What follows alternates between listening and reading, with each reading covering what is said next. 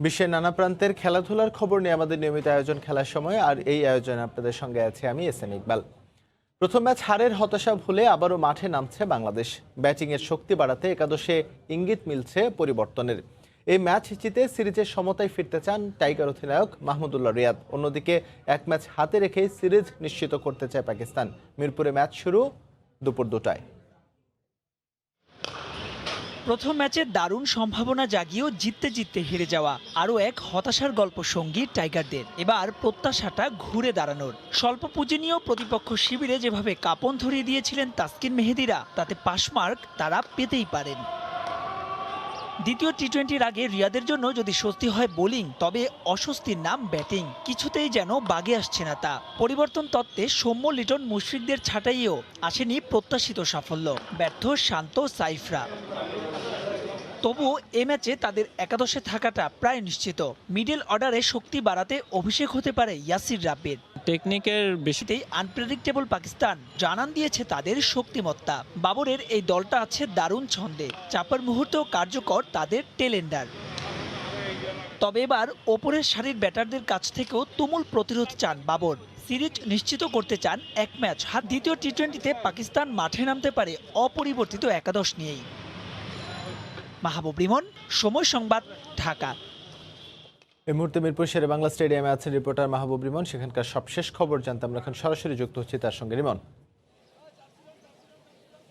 ইকবাল, সবশেষ লাইভে আসলে যেমনটা আপডেট দিচ্ছিলাম, সময়ের সঙ্গে পাল্লা দিয়ে কিন্তু দর্শকদের রীতিমতো আসলে জনসমুদ্রে পরিণত হচ্ছে হোম অফ ক্রিকেট মিরপুর। গতকাল আসলে সরকারি ছুটির দিন ছিল, আমরা হয়তো প্রত্যাশা করেছিলাম বাংলাদেশ দল খুব একটা মানে প্রত্যাশা পূরণে ব্যর্থ হয়েছিল। আজকের ম্যাচে হয়তো বা দর্শকদের তেমন চাপ দেখা যাবে না, কিন্তু আমার পেছনে আসলে দেখতেই পাচ্ছেন যে দর্শকদের দীর্ঘ লাইনের সারি। বিশেষ করে কিন্তু এখনও ম্যাচের কিন্তু প্রায় ঘন্টাখানেক বাকি, কিন্তু দর্শকরা কিন্তু ইতোমধ্যে চলে এসেছেন। ইকবাল, এখন আমরা রয়েছি 1 নম্বর গেটে, অর্থাৎ যে নর্দার্ন জোন যেটি, এর বাইরে কিন্তু 3 নম্বর, 4 নম্বর এবং 5 নম্বর গেট দিয়েও কিন্তু দর্শকদের প্রবেশের সুযোগ রয়েছে। সেক্ষেত্রে ওই গেটগুলোতেও কিন্তু দর্শকদের অনেক সারি রয়েছে এবং দর্শকরা প্রত্যাশা করেছেন যে গতকাল 127 রানের পুঁজি নিয়েও বাংলাদেশ যেভাবে লড়াকু পারফর্ম দেখিয়েছে, আজকের ম্যাচে হয়তো বা বাংলাদেশ দল তার চেয়ে নিশ্চয়ই আজকের ম্যাচে বাংলাদেশ দল তার চেয়েও ভালো করবে। আমরা কয়েকজন দর্শকদের সঙ্গে একটু কথা বলতে চাই। আজকের ম্যাচ নিয়ে আপনার প্রত্যাশাটা যদি বলতেন। জি, আমি নাটোর থেকে আসছি। আমি চাই আজকে বাংলাদেশ জিতুক। সেই আমার প্রায় 5-6 ঘন্টা লাগছে আসার জন্য। যদি বাংলাদেশ জিতে তাহলে আশাটা সফল হবে আর কি। আপনার কি মনে আছে আজকের ম্যাচ নিয়ে যদি একটু বলতেন। আমি পেনি থেকে আসছি, বাংলাদেশ জিতবে আজকের ম্যাচটা, এই প্রত্যাশা নিয়ে আসছি। ইকবাল, দর্শকরা আসলে একটা কথাই বারবার বলছেন, সেটি হচ্ছে গিয়ে তারা চাচ্ছেন যে আজকের ম্যাচটি বাংলাদেশ অবশ্যই জিতবে এবং সিরিজে কিন্তু বাংলাদেশ সমতায় ফিরবে। যদি দর্শকদের কথা ছাপিয়ে যদি একটু ম্যাচের কথা বলি, আপনি জানেন যে বাংলাদেশ দলের ধারাবাহিকভাবে বিশ্বকাপের আগে যে দুটো সিরিজ ছিল, নিউজিল্যান্ড এবং অস্ট্রেলিয়ার সঙ্গে যে দুটো সিরিজ ছিল, সেই সিরিজে কিন্তু ব্যাটিংটা বাংলাদেশের আসলে মনমতো হয়নি। গতকালও আমরা আসলে ব্যাটিংয়ের যে দৈন্যতা, সে দৈন্যতা দেখেছি এবং মোটে 127 রানে বাংলাদেশ দল আসলে তাদের যে প্রাথমিক ইনিংস অর্থাৎ আগে ব্যাট করে তারা থেমেছিল।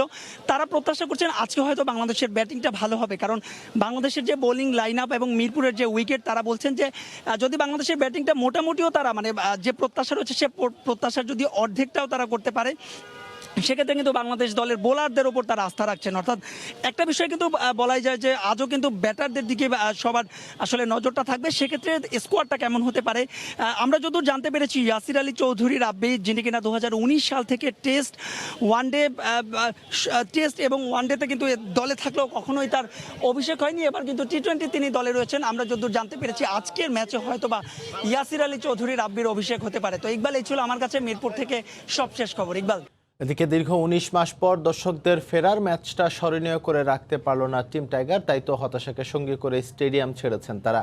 হারের জন্য রিয়াদের বাজে অধিনায়কত্বকে দুষেছেন সমর্থকরা, সঙ্গে প্রত্যাশা করেছেন আজকের ম্যাচে জয় দিয়েই সিরিজে ফিরবে বাংলাদেশ। চেনা পাণ্ডুলিপি, পরিচিত গল্প, মন খারাপের এই দৃশ্যটা দেখা যায় অহরহ। শ্বাসরুদ্ধকর সমাপ্তির হারটা যে টাইগারদেরই।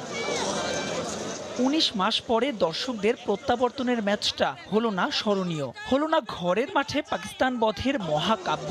সমর্থকরাও তাই লুকাননি হারের হতাশা। অনেক কষ্ট করে আমরা টিকিটগুলো ম্যানেজ করছি। কষ্ট পাইতে পাইতে আমরা অভ্যাস হয়ে গেছি, এটা আমাদের কাছে কোনো ব্যাপার না। আমিনুল ইসলাম বিপ্লবরা লইবেন মাঠের ভিতরে খেলতে, স্কোয়াডে লয়ে খেলতে দিবেন, এটা কোনো কথা হয় না। মোহাম্মদুল্লাহ ক্যাপ্টেন্সি এখানে ব্যর্থতা ছিল এবং শততম ওভারে যে মোস্তাফিজুর রহমানকে আনা হয়েছে সে বাজে পারফর্ম করেছে। মুশফিকুর রহিম যদি থাকতো আমাদের মিডল অর্ডারে ভালো একটা সাপোর্ট পাইতাম। টিম ম্যানেজমেন্ট এবং সিলেকশন এবং সবকিছুর মধ্যে বিশাল একটা গ্যাপ। তবে ব্যাটসম্যানদের রুগ্ন দিনে বোলারদের লড়াকু মনোভাব, প্রাপ্তি বোধ হয় অতটুকুই।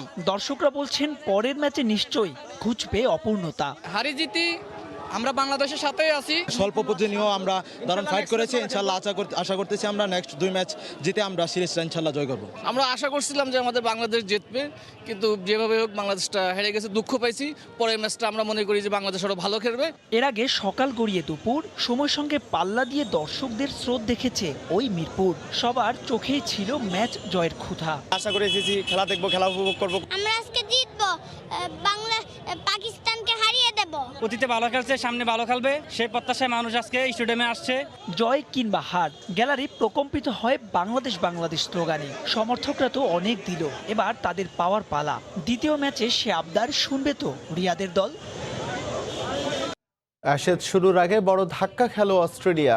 নারী সহকর্মীকে অশ্লীল বার্তা পাঠানোর খেসারত দিলেন টেস্ট অধিনায়ক টিম পেইন। সরে দাঁড়িয়েছেন অধিনায়কের গুরু দায়িত্ব থেকে, তবে দলের সঙ্গে খেলতে চান বলে জানিয়েছেন তিনি। যদিও পেইনের ভবিষ্যৎ নিয়ে কিছুই জানায়নি ক্রিকেট অস্ট্রেলিয়া। টেস্ট দলের দায়িত্ব পাওয়ার দৌড়ে এগিয়ে আছেন প্যাট কামিন্স।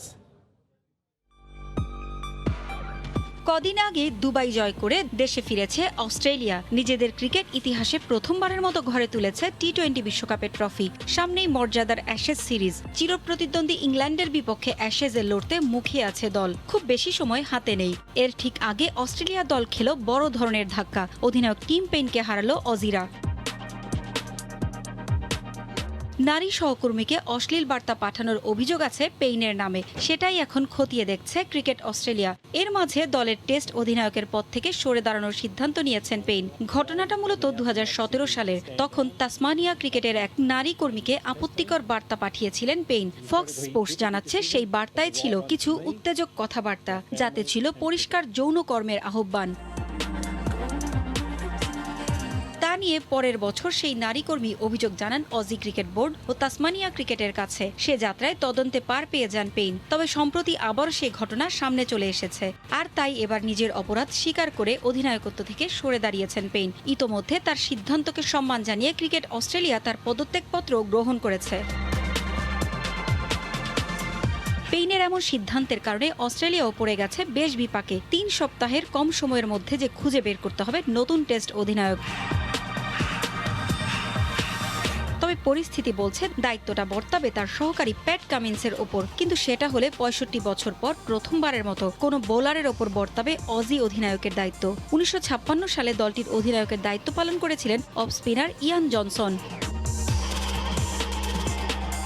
অধিনায়কত্ব ছেড়ে দেওয়ার পর এই প্রথম টেস্টে তিনি থাকবেন কিনা তা নিয়েও আছে ধোঁয়াশা। ইতোমধ্যে অ্যাশেজের আগে ফিটনেস ফিরে পাওয়ার লড়াই চালিয়ে যাচ্ছেন পেইন। শেষমেশ তিনি ফিট না হলে অ্যালেক্স ক্যারি অথবা জশ ইংলিশের কাউকে দেয়া হবে উইকেট রক্ষকের দায়িত্ব।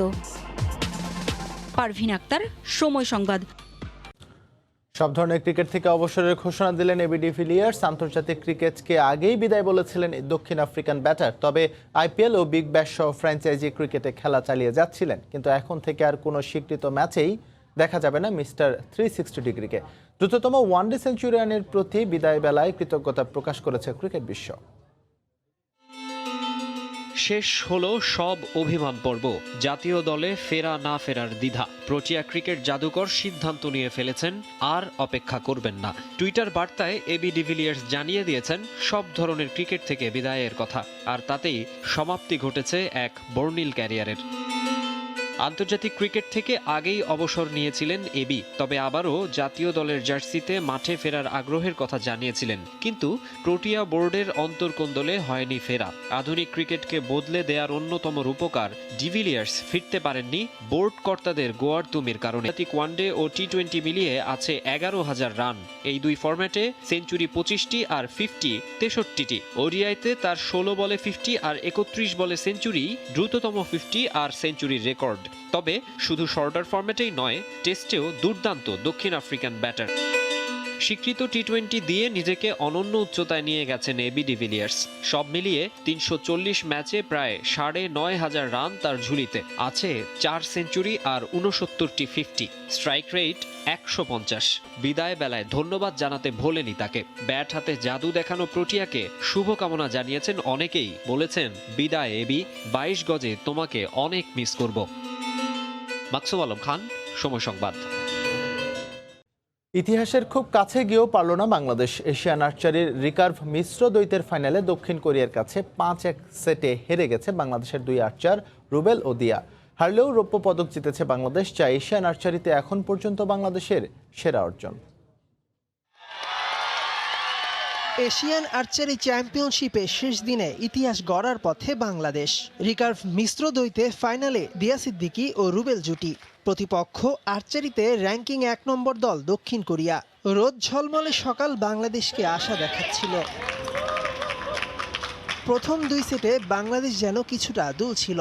অলিম্পিক স্বর্ণজয়ী লিয়ের বিপক্ষে নিশানাবাজিটা হয়নি জুৎসই, তবুও লড়াই করে চোখে চোখ রেখে। তৃতীয় সেটে ওয়ার্ল্ড ক্লাস দলটার সঙ্গে ঘুরে দাঁড়ায় বাংলাদেশ। দক্ষিণ কোরিয়ার সমান 38 স্কোর করে পয়েন্ট ভাগাভাগি করে নেয়। শেষ 2 সেটে ভালো খেলেও প্রথম 2 সেটে হারে আর ঘুরে দাঁড়াতে পারেনি বাংলাদেশ। 5-1 সেটে ফাইনালে হেরে যায়। তবে হেরেও ইতিহাস গড়ল রুবেল দিয়া। এশিয়ান আর্চারিতে কখনো বাংলাদেশ রৌপ্য পদক জিততে পারেনি। এবারই প্রথম কোনো ইভেন্টে দ্বিতীয় হয়ে রৌপ্য জয়ের কীর্তি গড়ল। তবুও আফসোস যেন থেকেই গেল রুবেল দিয়ার। আমার কিছু এখনো ভুল আছে, যেটা আমার কোচ এখনো বুঝাই দিয়েছে যে তোমার এখানে ভুল হচ্ছে, পরবর্তীতে তুমি ঠিক করো। ইনশাল্লাহ আমি পরবর্তীতে ঠিক করার চেষ্টা করব যাতে আরও আমার এই লেভেলটাই ধরে রাখার জন্য। আমি কনফিডেন্স ছিলাম, কিন্তু আসলে হতে পারে সেই সময় আমি উইনটা চেক করতে পারি নাই, মানে আর সেকেন্ড শটটা আমার হোল্ড হয়ে গেছিলো যার কারণে। তবে আমি আলহামদুলিল্লাহ যে সব কিছুর জন্য, কারণ সবসময় আলহামদুলিল্লাহ বলতে শিখছি যেন পরের ধাপটা সহজ হয় এবং সেই কনফিডেন্স লেভেলটা রেখেই পরের নতুনভাবে আমি আবার সব কিছু ঠিক করতে পারি, এটাই। শেষ হলো 6 দিনের মহাযজ্ঞ। 10টি ব্যক্তিগত স্বর্ণের 9টি জিতেছে কোরিয়ানরা। এর আগের এশিয়ার শ্রেষ্ঠত্বের এই আসরে বাংলাদেশ কখনো পদক জিততে পারেনি। এবার 2 ব্রোঞ্জ আর 1 রৌপ্যেই পদক জিতল বাংলাদেশ। এসএ গেমস ও বিশ্বকাপের পর এবার এশিয়ান আর্চারিতে পদক জেতায় বাংলাদেশ যে আর্চারিতে হেভিওয়েট দল হয়ে উঠছে তারই প্রমাণ মেলে। মেহেদী নাইম, সময় সংবাদ, ঢাকা। এই ছিল খেলার সময়, সঙ্গে থাকুন সময়।